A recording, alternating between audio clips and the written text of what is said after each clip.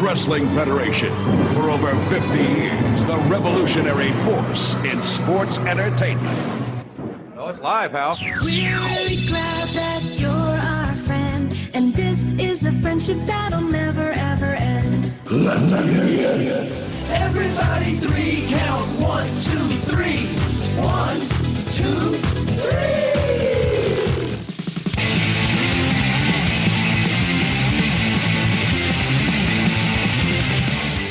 Or maybe The Rock has got to beat Triple H himself, which means he's got to beat the game in the middle of the ring. And he has a $2 for a wife.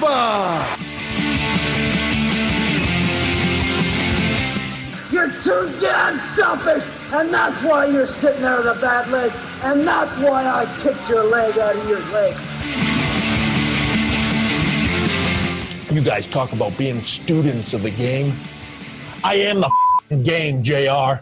3 ain't enough, now I need 5. Welcome in Jim, Ryan, Matt, Tim, and intern Mark. Oh my goodness, what am I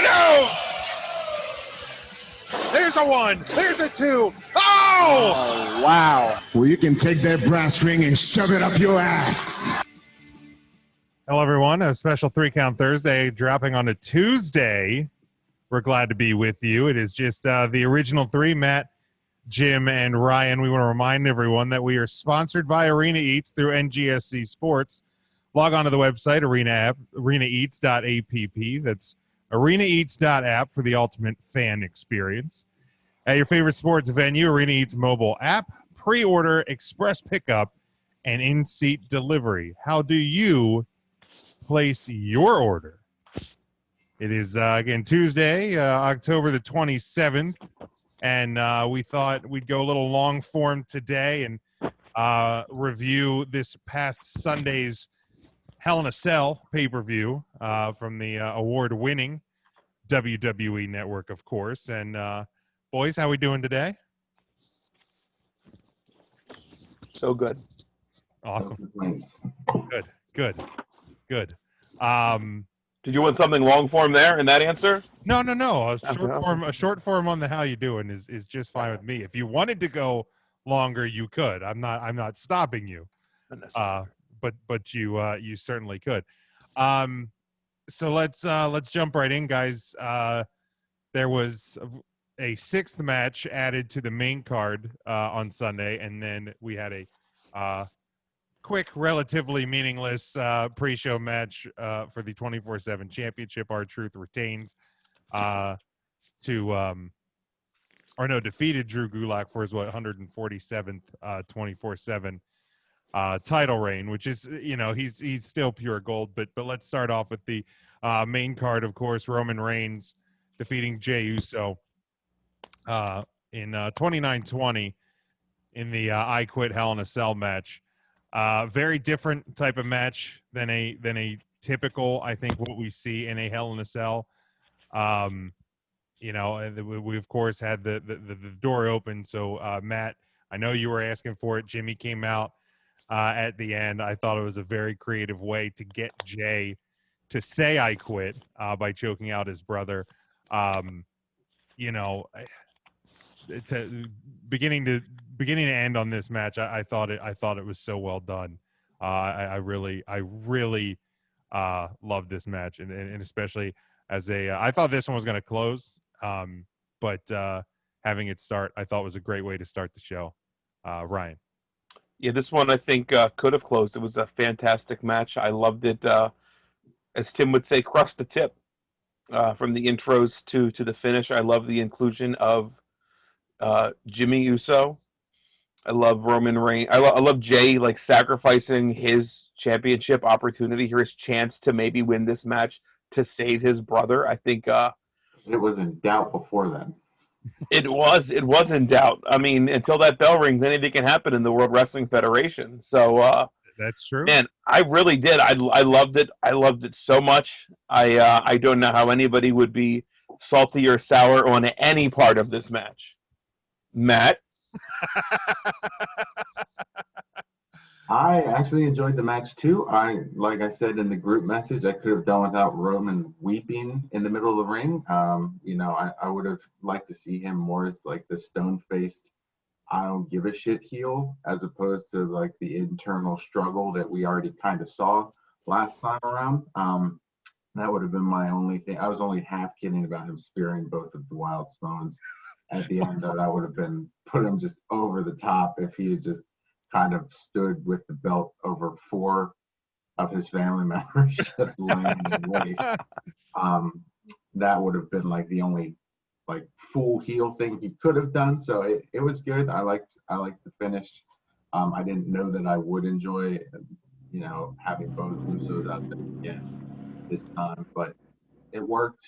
Like I said, the only thing I didn't really like is I don't like to see my monster heel who's already shown that he cares more about the belt than anyone standing in his way, just completely breaking down and like puddles of tears forming underneath him as he has this decision, which in the end he just kind of puts the lock on anyway, and is what it is. Yeah, and I mean, I kind of I like the story told in that moment. The level of tears maybe a little over the top.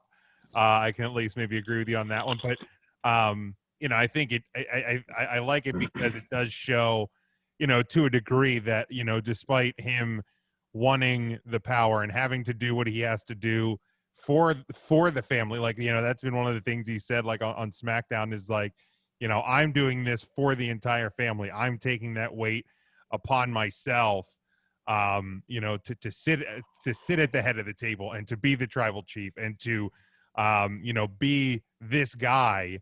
And it shows like the weight of that is huge on him, despite him, knowing that that's his goal and he doesn't want to come off that goal. Like he's sitting there with his family in front of him, like, what's wrong with you? So I kind of do like the struggle a bit, but then ultimately the goal of retaining that title, being at the head of the table, being that guy, ultimately does override the struggle and the internal fight that he has having to hurt his family.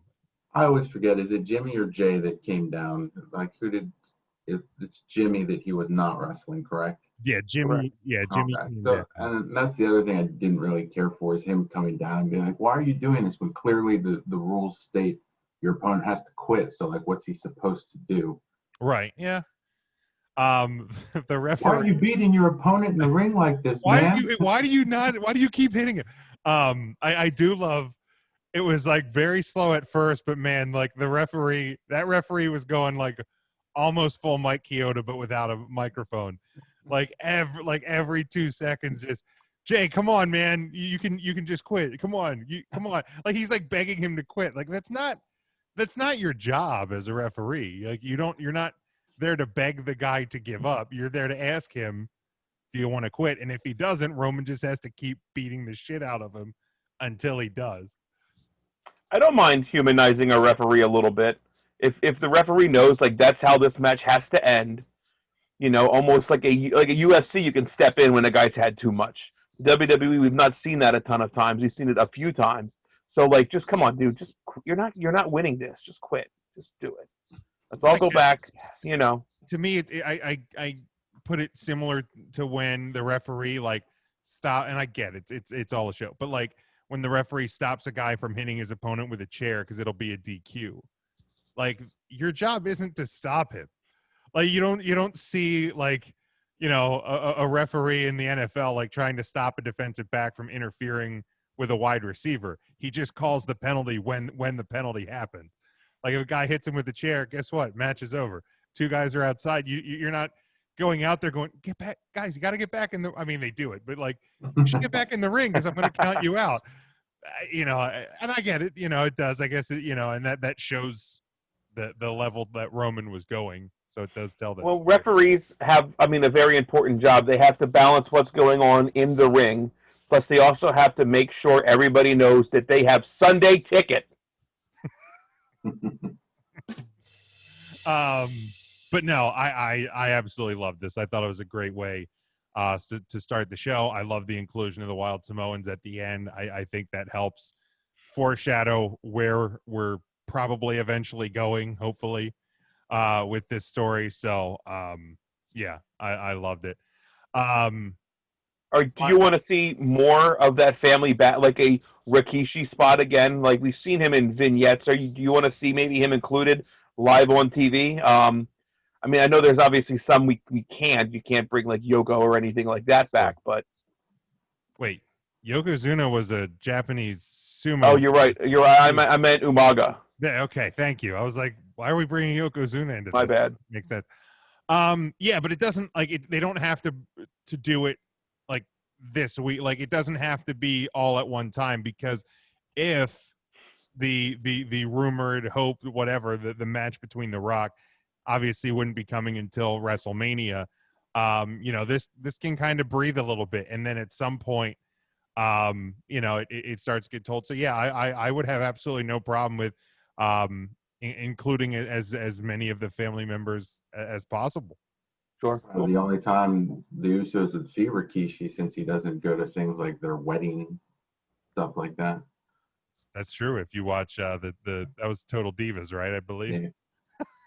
All right. Oh no, the signing that day, guys. Come on. I can't rebook a signing for your Right. wedding. Yeah, come on, guys. You couldn't have checked my schedule first. You're gonna make like $700 maybe on this.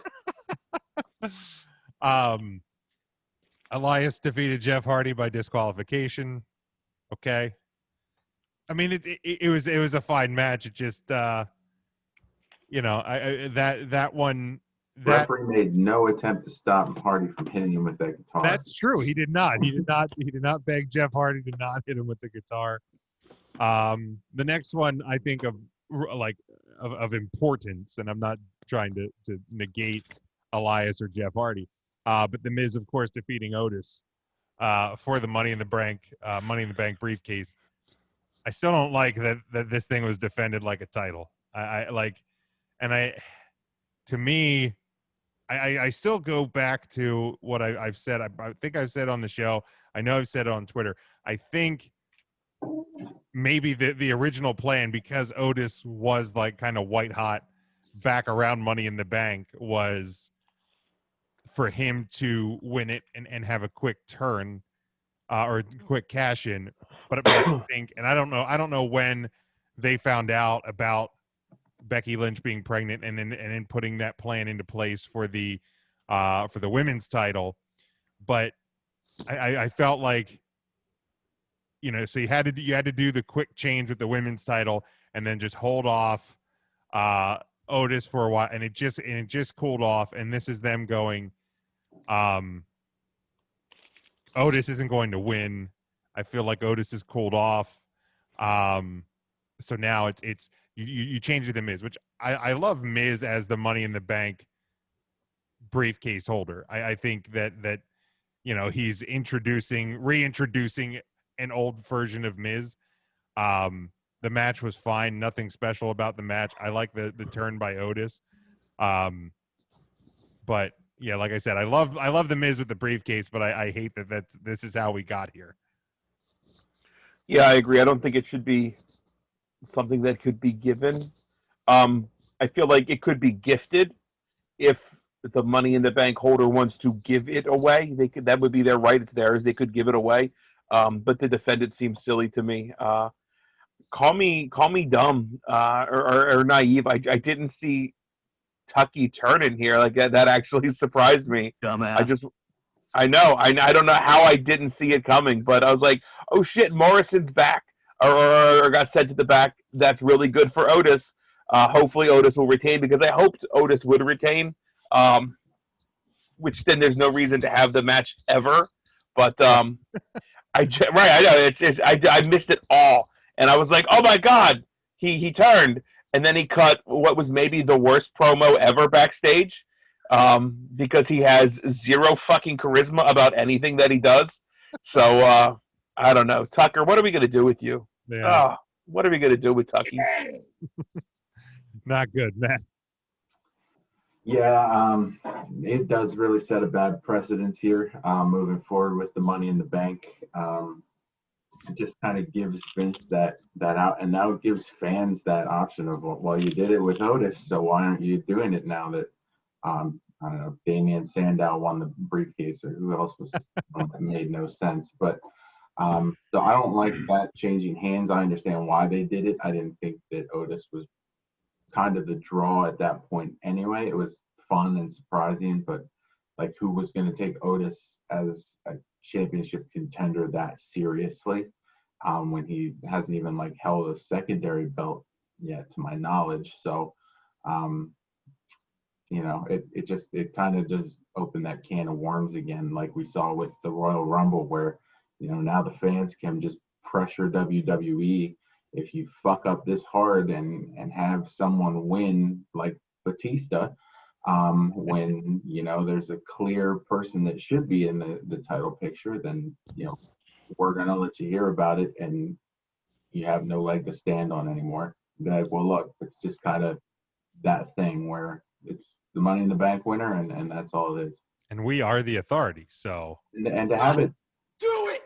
To have that match created the way it was with Judge JBL, I just thought was so over the top. I actually enjoyed the courtroom stuff on SmackDown on Friday, although they went a little heavy with the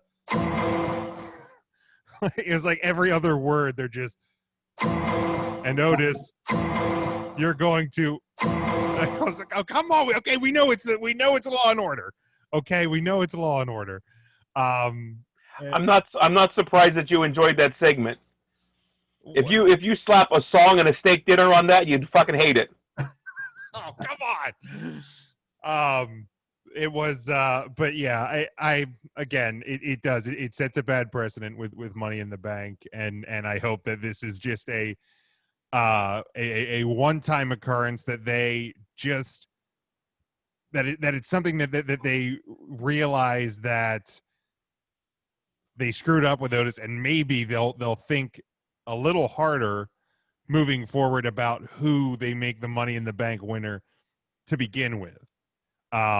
You know, so and I'm not saying that like a surprise person like Otis shouldn't get it, because I've some people say, you know, well, Otis should have never gotten it to begin with. I disagree. I thought at the time Otis was a great winner, especially all things considered. But you know, what exactly the original plan was, I'll wait for the Something to Wrestle With episode 10 years from now to drop to find out exactly why this decision was made. But well, now moving forward, what we're going to have is the Money in the Bank winner gets the opportunity to wrestle the Elimination Chamber winner, who that winner gets the chance to win the Royal Rumble winner, and then that person gets the title shot of their choosing. But only if their wins, and if they have more wins than losses for the year. Well, obviously. Go back and look at that match. There's not a lot going on with a ton of the talent actually in that match. Rey Mysterio obviously has had his feud and never needed the briefcase to continue with that. King Corbin has kind of here and there. I don't think he's been in any sort of storyline that's worthy of anything. Daniel Bryan, kind of same thing. He's been in things, but never like an actual storyline where he needed it. Aleister Black, I guess he got hurt. Well, yeah, he got thrown off the roof. No. Oh, that's right. That's how he got hurt. Right. Mysterio got thrown off the roof. I think they both did. Did they? Oh, yeah, they all got thrown off the roof. Well, Mysterio landed on Aleister, so Mysterio avoided any injury by landing. That's what it was. And then Aleister got his eye popped out. Right. Yeah. Wait, that was Ray. Yeah, but then Aleister did too. Oh, right. There's so many eyes. Yeah, because now he's like an evil headband guy, even though his eye works again. Right. And didn't John Moxley lose an eye somewhere in here too, I think, over in AEW land? Probably. He was wearing the eye patch? Yeah, something Paul like Burchill? I don't know. The match wasn't, like, if you look at the people win it, I don't know who else would have got it. Otis was the fun surprise for the time. Sure. So just have him challenge and lose, and nobody's going to give a shit about it. Yeah, and I think what AJ was in it was in the Money in Right, the Bank. AJ was the other one, right? You know, and he doesn't need to He win just doesn't- Money in the Bank. Right, doesn't need to be there. Correct. Yeah, and I think this year's Money in the Bank was more about the venue than it was the match, because so you had to have really, I mean, you had to kind of have a comedy act, so things like and like those spots don't work with Buddy Murphy. Like it's just not as good. You never know. That's true. But yeah, it's I still have no issue with Otis winning. It just this was a little non-preferred for me. Again, we're sponsored by Arena Eats through NGSC Sports. Log on to the website arenaeats.app, arenaeats.app for the ultimate fan experience at your favorite sports venue. Arena Eats mobile app, pre-order, express pickup, and in-seat delivery. How do you place your order? Then to the next one. Hold on, real quick. I was just looking over the card because I put it up on Wikipedia. I don't know how we thought that Money in the Bank was any good. Bobby Lashley defeated R-Truth. Braun Strowman beat Bray Wyatt. Bayley beat Tamina. We're gonna 5 years from now look at this card and be like, this show was shit. Like, we're gonna look back and go, what the hell is even that? New Day wrestled the Forgotten Sons and Lucha House Party and Miz and Morrison. Who the hell is this? The Forgotten Sons. You didn't forget about them, did you? Who the hell is this? Apparently I did. It was Blake and Steve and then the Trump guy. Who? The Trump guy. Don't be rude. I think it's the guy that beat up Charlotte, I thought, one time. Ooh, yeah, that guy. Was that him? I think so. Yeah. I'm pretty sure it's him. It sounds like him. I'm pretty sure it was him. I think that it was more about the Money in the Bank matches, just because we got to go through WWE headquarters. I think that was, I don't think the show itself from Money in the Bank was great. I think it was more just those matches. I enjoyed the way that they executed those matches, if I remember correctly. That's fair. So SmackDown Women's Money in the Bank Women's title, 26-35. Of course, Sasha Banks defeating Bayley by submission. I'll give WWE credit. All three Hell in a Cell matches were booked very differently from each other. I thought all of them were very good. To me, this was the best one. The WWE Championship was the worst of the three. I don't think there's going to be any argument about that.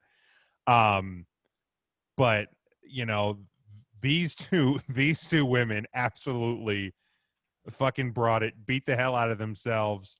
There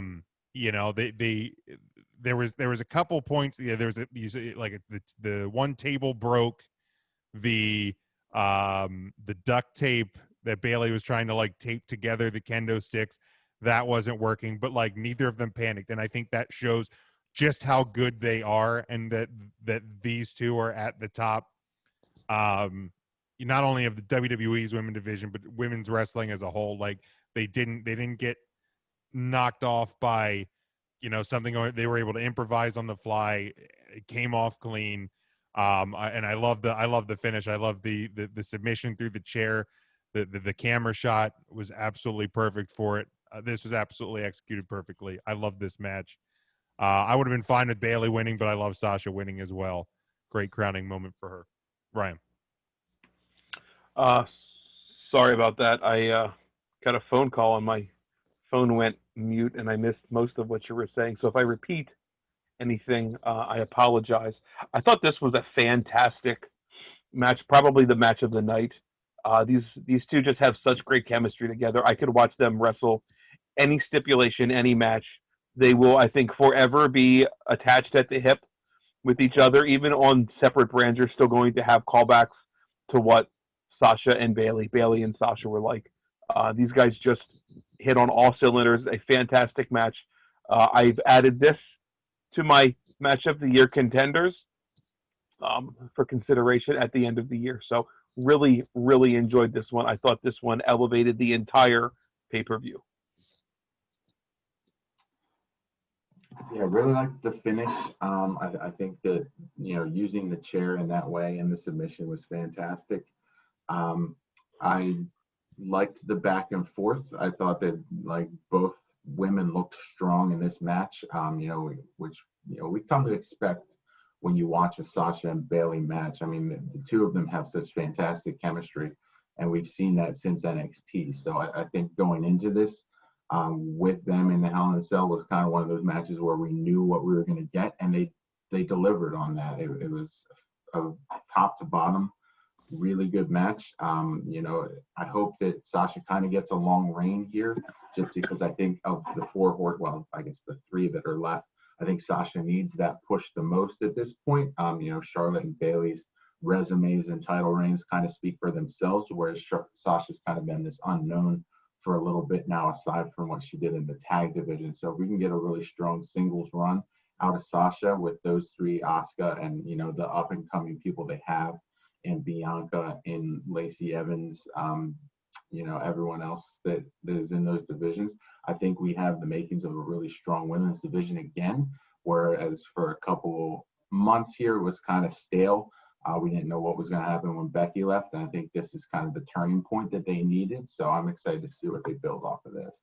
Yeah, and I think obviously it's important to Sasha as well, considering that, every title reign she's had has yielded maybe one successful title defense, if any. They've ended relatively quickly every time. So, establishing this victory as, turning the corner on what has been an unfortunate circumstances for her when she's won before, that, finally, getting this win and doing it over her best friend who turned her back on her and everything like that. I think it would start a different chapter and kind of rewrite history a bit for Sasha Banks, which I think is needed as a champion. I don't think anybody's denying Sasha Banks as a great wrestler and a great superstar, but as a champion in WWE,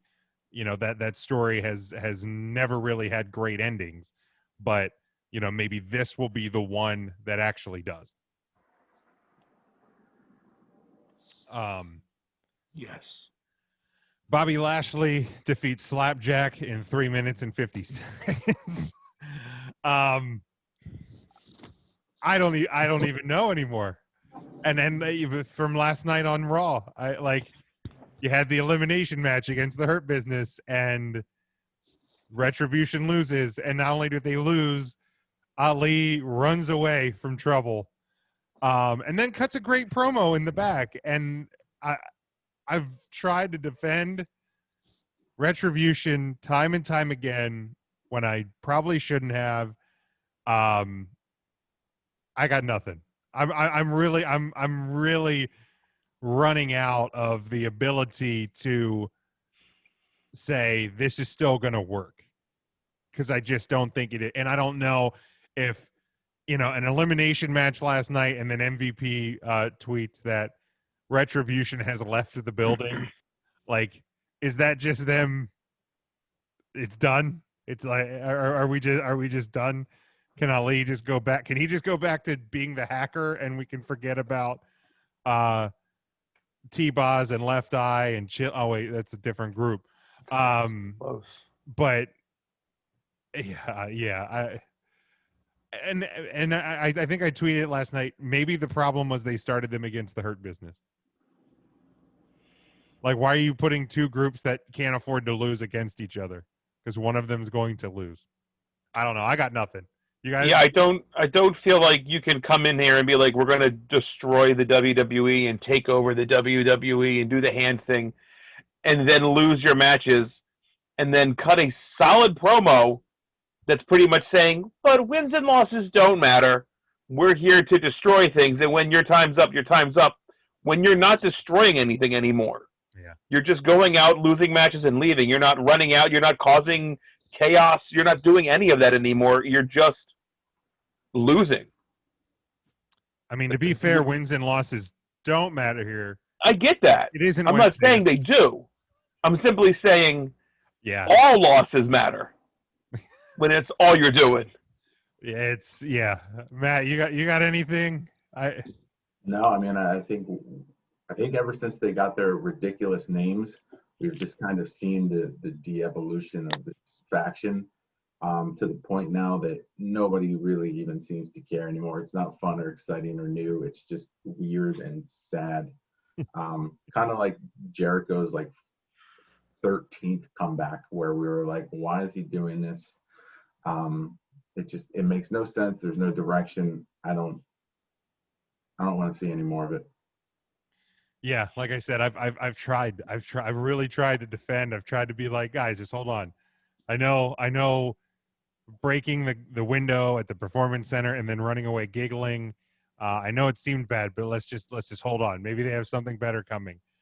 I don't. Where in your mind did you think 6'2", 220-pound Slapjack was the right guy to throw up against Bobby Lashley too? When I don't know, you have Donovan Dijak. And you have Dio Madden. You have Dio Madden. These are big boys, and you put up the small guy that can do flippy doos. I feel like Mia Yim would have even been a better choice in that match than Slapjack. Probably, and I'm not trying to throw shade at Shane Thorne, but it was the worst choice they could have made. Not great. Or but see, Jim, what was Shane Thorne's tag team name again? I couldn't even tell you. Couldn't even tell you, to be honest with you. I have it. I can pull it up right here. Do you remember what it was?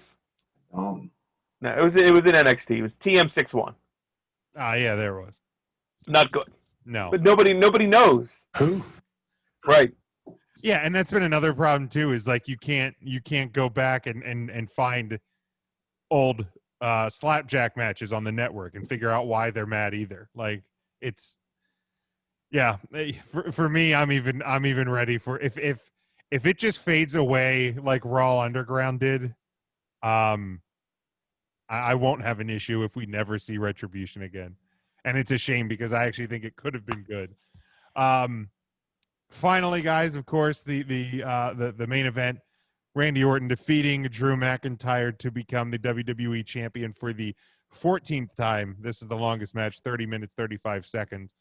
I enjoyed it. Again, I thought this was the worst of the three Hell in a Cell matches. I think I gave this match an A, where I gave the other ones an A+. Because those two matches were spectacular. It just what? This is the worst of the three. It was clearly an A. The worst of the three, though. Well, it was. If you get the absolute worst. If you get a report card and you have all A pluses except you get an A. In fact, you're not wrong, Jim. Is your science grade not the worst grade you got on that? The way you presented that, I thought you would have at least given it a B+. No, because it wasn't. The other ones I thought were as perfect as could be, basically.